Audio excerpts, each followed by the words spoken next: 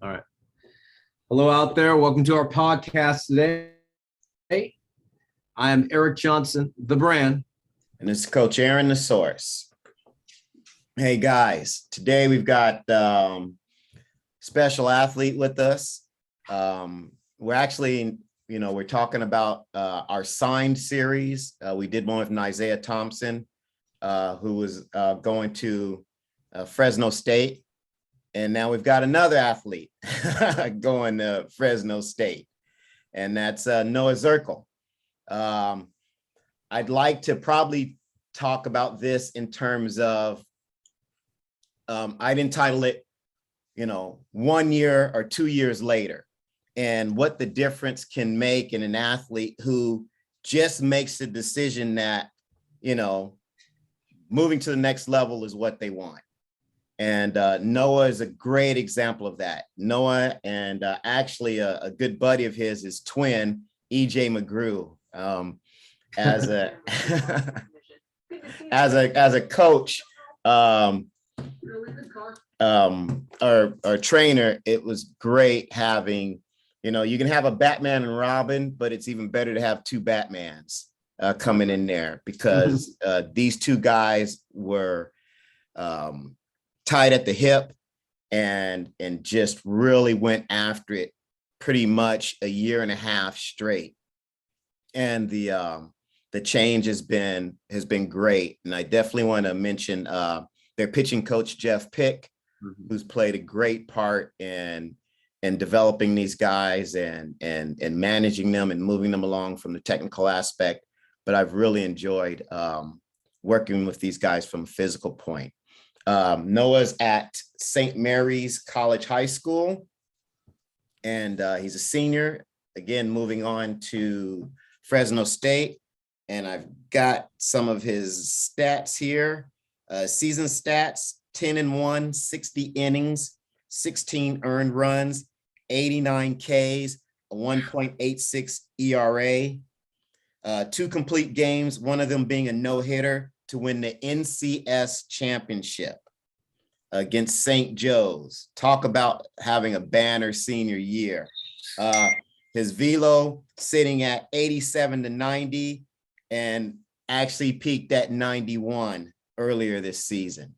So, you can't write a better story for an athlete. So let's kind of rewind back a couple of years and just kind of tell us who you were as an athlete, your mindset, and kind of, slowly we'll move us forward and we'll talk.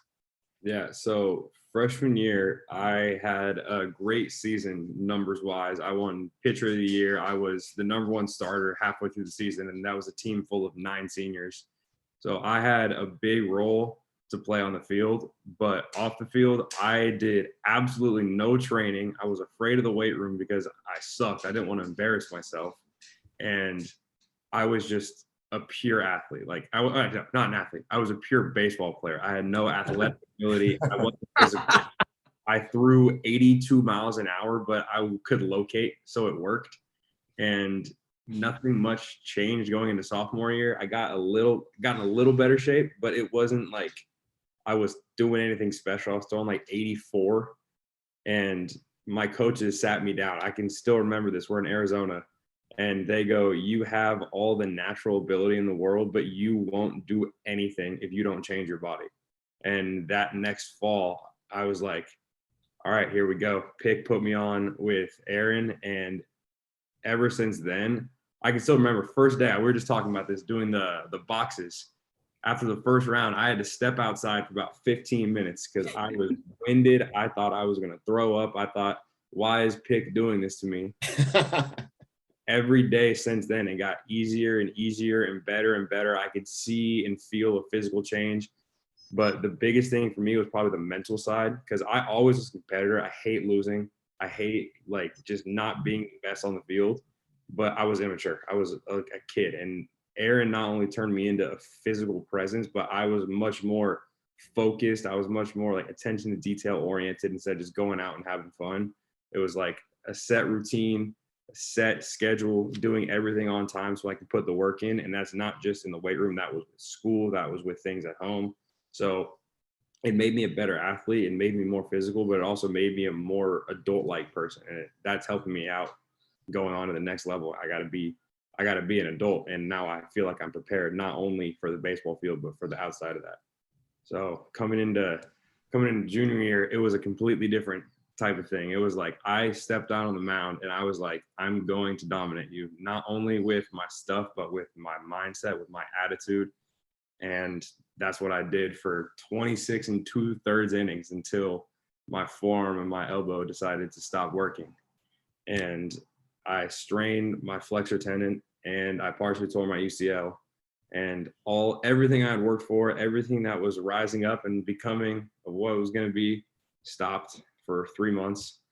And I had a decision. It was either like quit, like stop, just because I'm working so hard, but I can't play, or I can just be like, all right, minor setback. That's what it was. It was 3 months off the field, which were the hardest 3 months because all my friends were in Arizona having fun. Like EJ was texting me, and my buddy, he was just like, yeah, we're having all this fun in Arizona. And I'm like, I'm at home doing nothing because I can't. And I was in the gym still 5 days a week. I was PT every morning. I was just staying up on it because I know once I come back, I don't have time to waste, because if I want to get recruited at the highest level, which I want to do, I can't waste a day.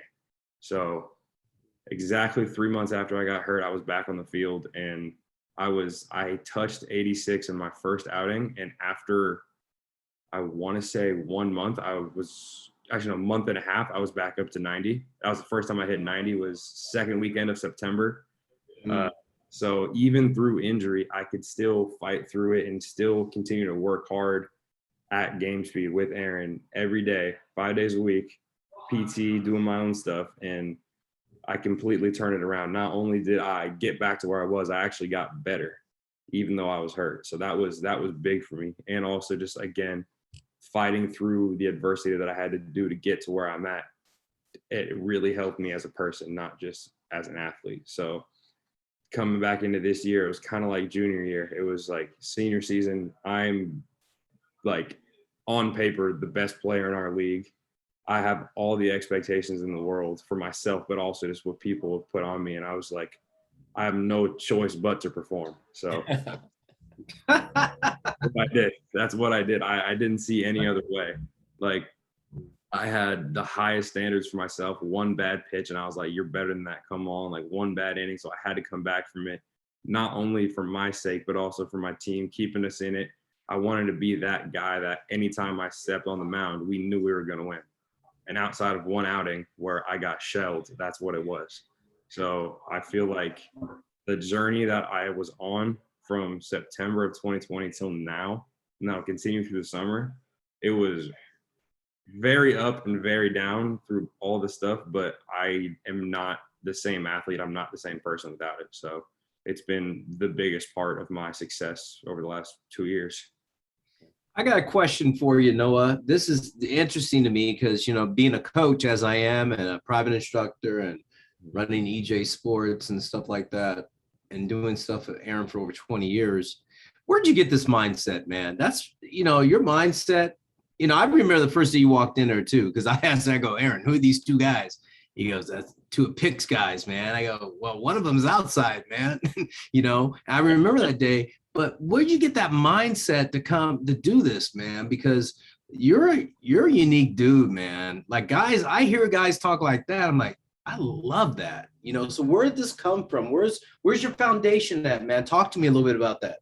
I would say 3 points. One of them being a travel ball team I grew up playing for, Team Cotto down in Palo Alto. That was like, I still remember my first practice. It was the weekend before my 10th birthday, and I made an error at first base, and they made me run poles for missing a ground ball. They were drilling me. It was like big boy baseball, and I was some little chubby 9-year-old. I was like, they put me through the ringer, like mentally, physically, but at the same time, they were probably the most supportive coaches I've ever played for, because even when I was down, they still believed in me.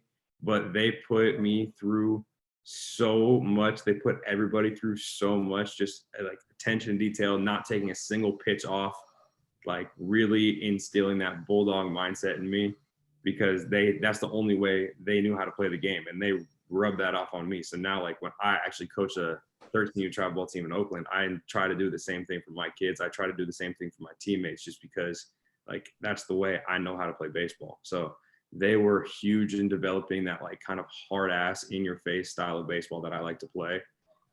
Pick was another big reason for that, because he is the most loving dude ever. He is the sweetest guy. But back when I was in the middle of my recruiting process, it was, you took one pitch off, he was in your face, like, why are you working this hard just to suck? Why are you 2 hours a day trying to be the best you can be? And that really made me focus. When I was in the middle of, like, transforming myself, I really took a step back and was like, why am I self-sabotaging when I'm trying to be the best? Like, I can't reach the level I'm going to be at if I do that to myself. So that was huge. But also my dad, he was like, ever since I was a kid, it was always, don't settle for anything less than being the best. Like, he didn't expect perfection. He didn't demand perfection. But he's always said, at the end of the day, when you're done, you want to be able to look back and say, you gave it everything you had. And if you don't reach the highest level, you'll be okay. You'll be all right with it, because you gave it your all. And so I think that was, ever since I was a kid, it was like, all right, I'm going to try and be the best I can be. And it's worked out for me so far. So that was from when I was a baby. Like, Cotto and Pitt came in as I started to develop a little more, but I've been getting that from him since I was a toddler. So I think he's been probably the biggest force behind all that. That's a cool story, man. That's good. That's good stuff right there. You know, I always respected you and EJ. You guys came in there. I'm in there four days a week, you know, and I see you guys always in there grinding, man. It's fun to watch, you know, being outside in and watching you guys get after it.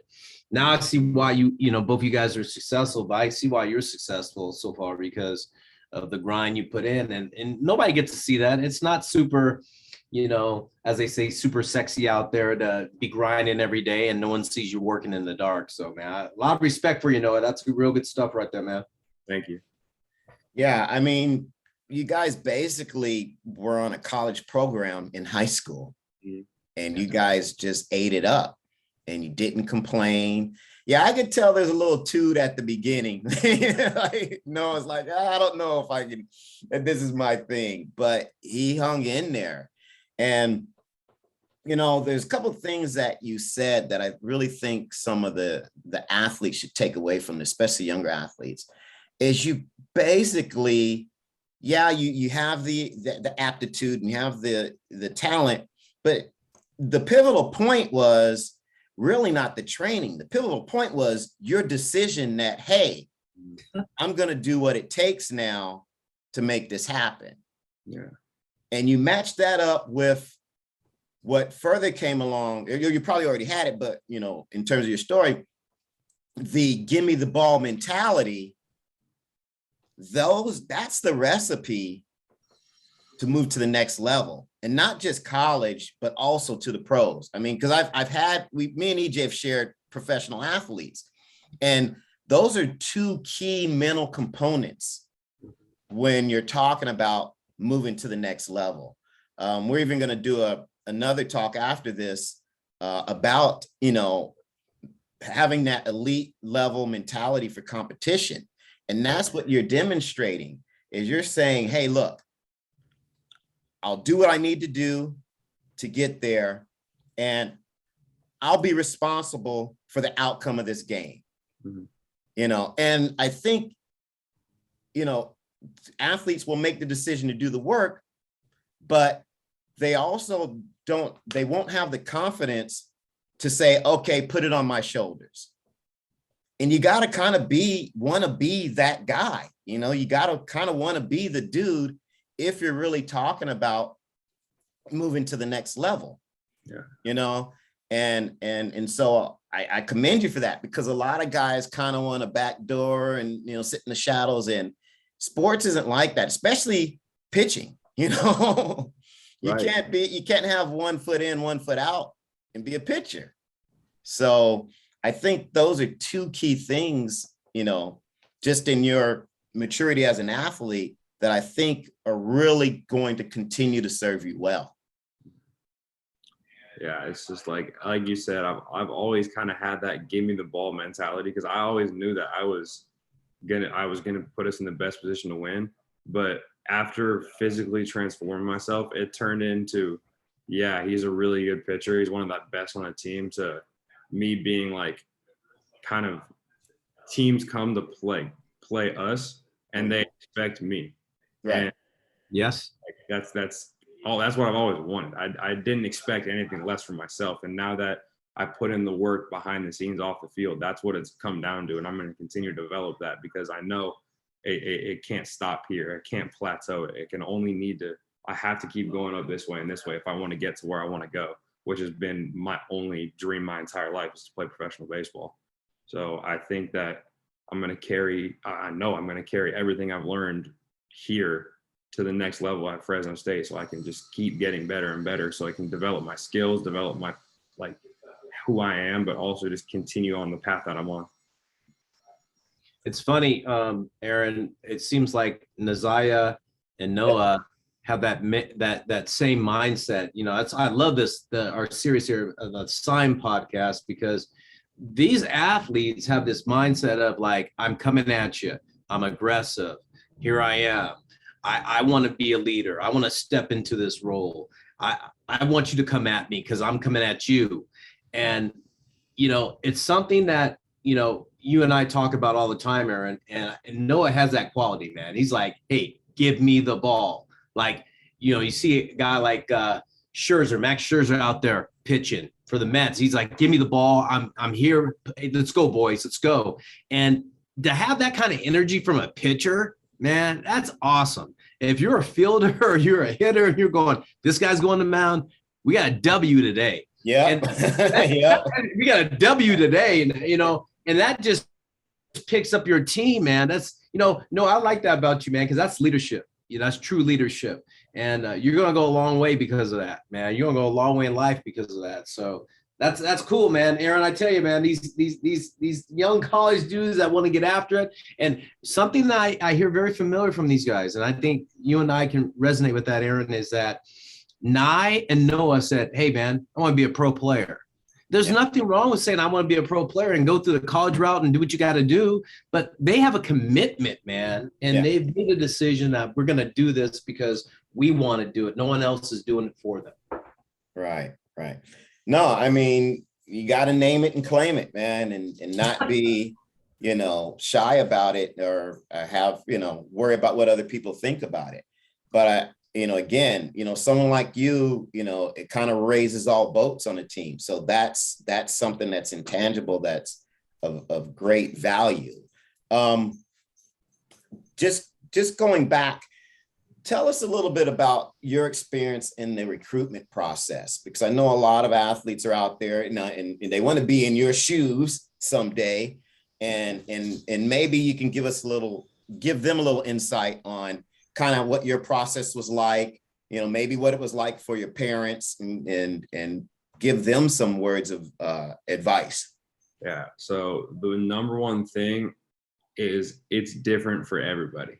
Like, you can commit July after your senior year and still have the same opportunity as the dude who commits as a freshman in high school. Like, as long as you get the opportunity, that's good. That's what you have to work for. And some's going to come early, some's going to come late. It all depends on how late of a bloomer you are, who you know. That's probably the biggest thing, because like some of those guys committing as freshmen either had family that played on the team, have like family within the coaching staff, or they're just that good. So it all depends on you. It's your story, not everyone else's. But for me, that was the most stressful year of my entire life. Like, it was hard on me as a person. Like, it affected me outside of baseball, like, not positively. I was stressed. I was uptight about everything. I was irritable, but it's because of everything I had to go through. Like, my second start junior year, I threw a complete game against El Cerrito, and I was like, that was kind of how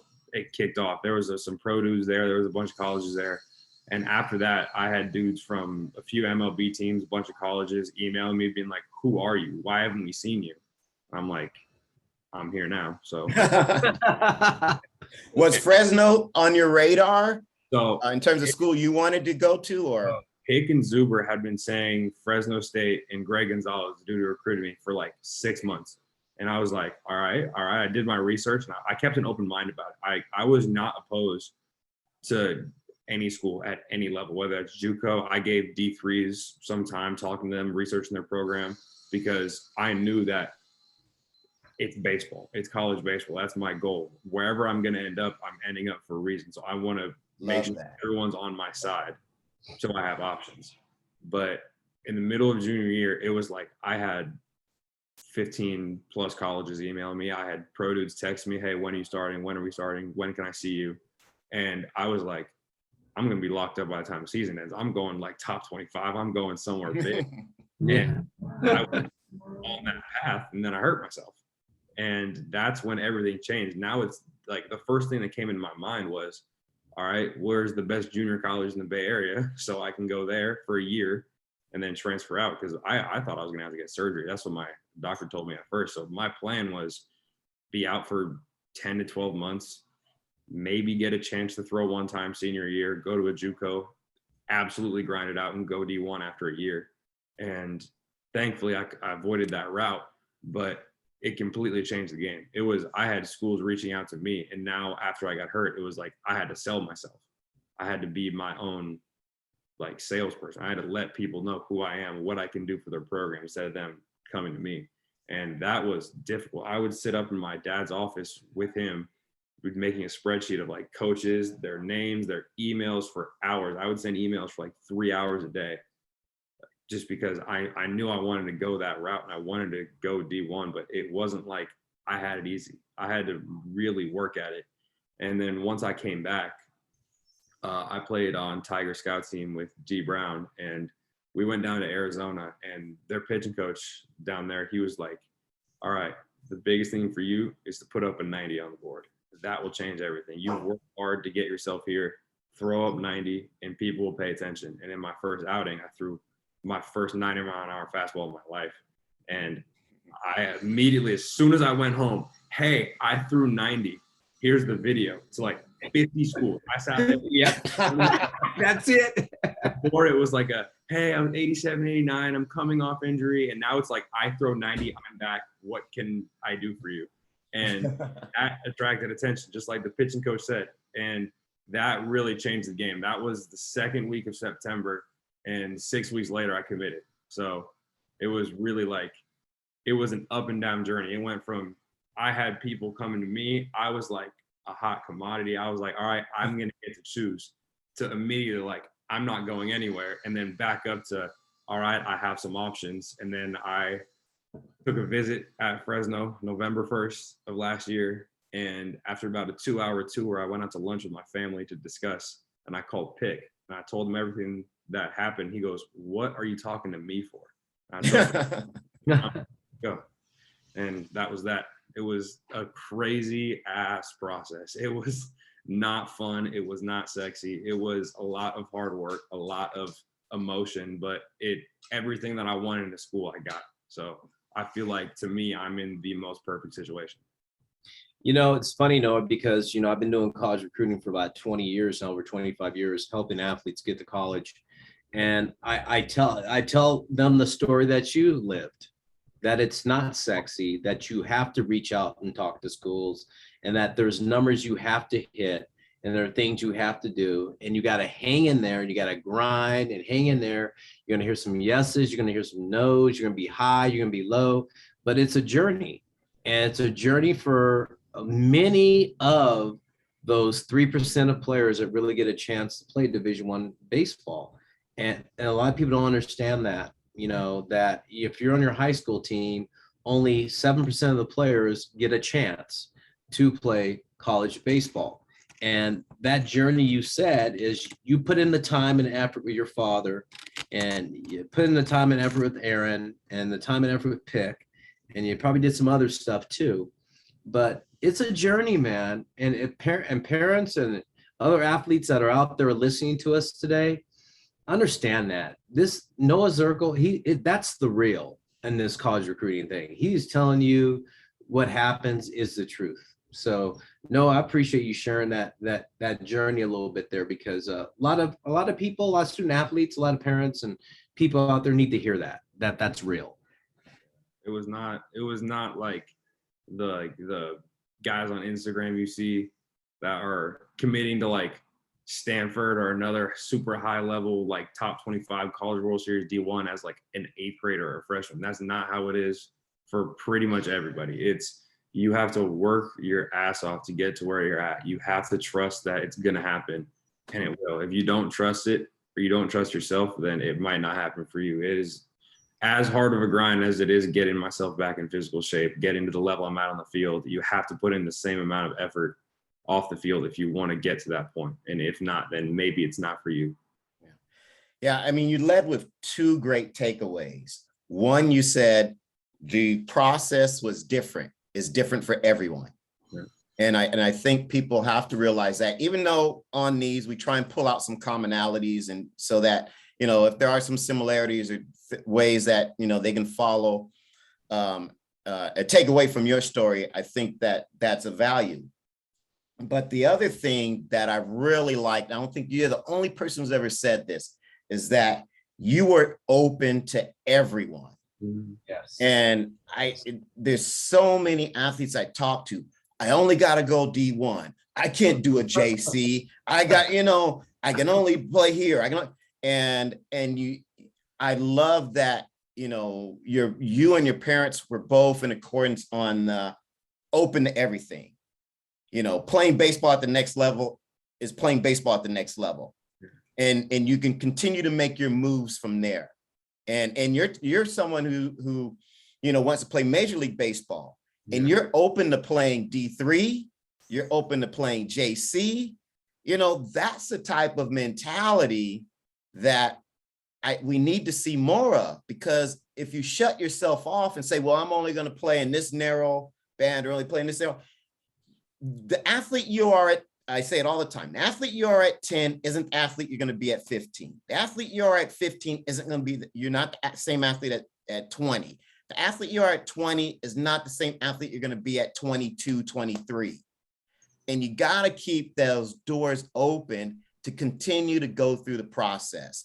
And having that mentality allows you to do that versus, you know, hey, well, it didn't work out because of this vision I had, so, well, forget it. And I think that's just so important. You want to play ball, and you know, you have the confidence in yourself that whatever path I take, I'm still going to get there. And I think that there needs to be more of that versus, well, I'm going to do this whole pristine, go D1, and then after my 3rd year, I'm going to get signed. And there's so many different ways to get there. Yeah. Amen. Amen, Aaron. Amen to that. Yeah. Like my biggest thing through every school I talked to, I was like, I just need an opportunity. Like one thing that I had with Fresno, I asked them a question. I was like, I love everything about your school, but I need to like make sure that I'm coming here to make an impact. I did not want to go to some big, fancy, huge D1 school playing on ESPN to sit for 4 years. I would rather go JC. I would rather go D3, because I just want to be on the field making an impact. Because I know if I get that opportunity, I'm going to absolutely kill it. They will find you. My biggest thing was talking to every school. It was, I want to make sure that I'm coming into your school to make an impact. And I found that place. Luckily for me, it was really easy because it was perfect. But like I gave everyone the same speech. I gave everyone the same talk, like asked the same questions, because I knew that whatever school is like good enough. And like I was really appreciative for everyone that I talked to, because I knew that they liked me and I knew that they trusted me with their team and their program and winning them games. So I was just like, I'm going to give them all the same time. I'm going to ask all the same questions. I want to make sure that I'm making opportunity, or I'm getting an opportunity at their school to make the best of it and make an impact on the field. And I don't care if that was a junior college. I don't care if that's Cal. I don't care who it is. I just needed my foot in the door, and then I knew I'd take care of the rest. So I was not picky. Great. Love it, man. That's good Great stuff. attitude.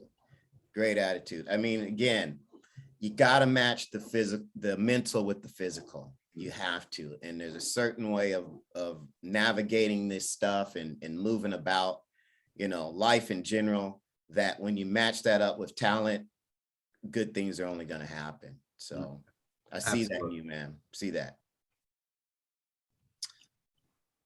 I tell you, that's, Aaron, it's kind of refreshing, to be honest with you. It's refreshing to be around a young man that is focused and wants to be the best they can be.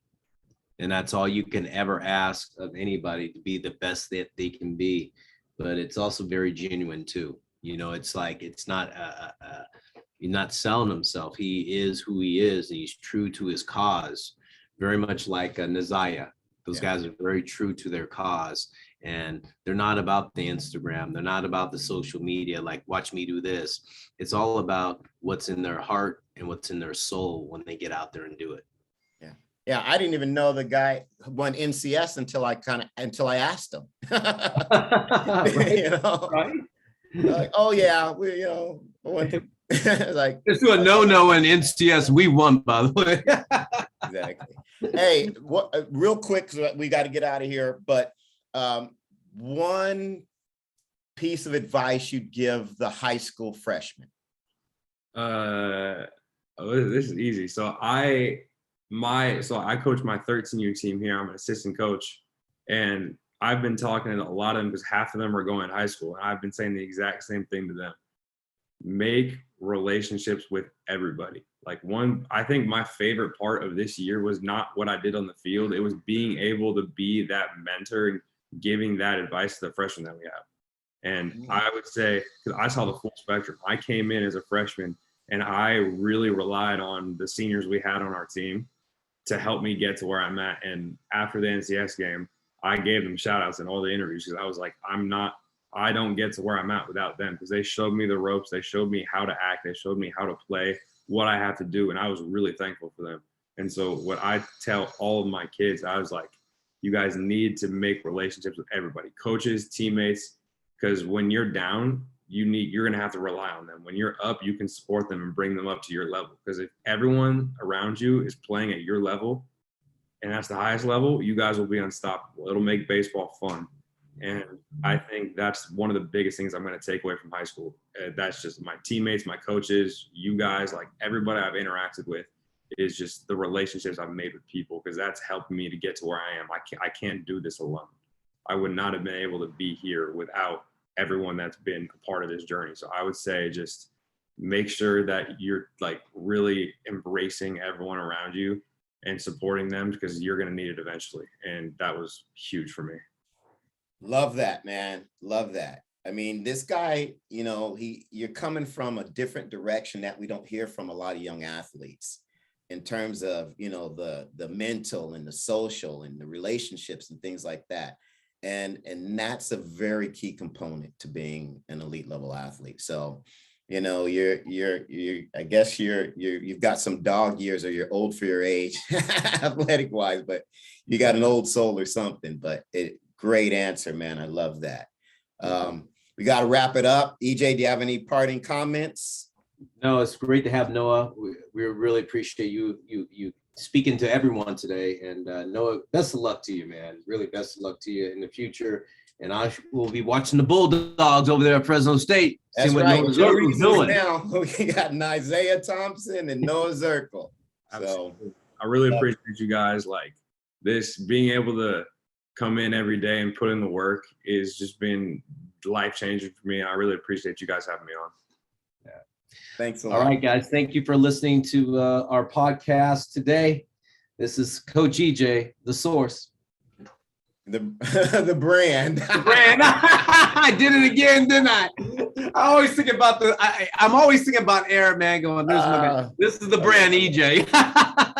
This is Aaron Thigpen, the source. Hey, you can bring the source. It doesn't matter. The brand's better, brother. The brand's better. All right. We'll see you guys. See you. All right.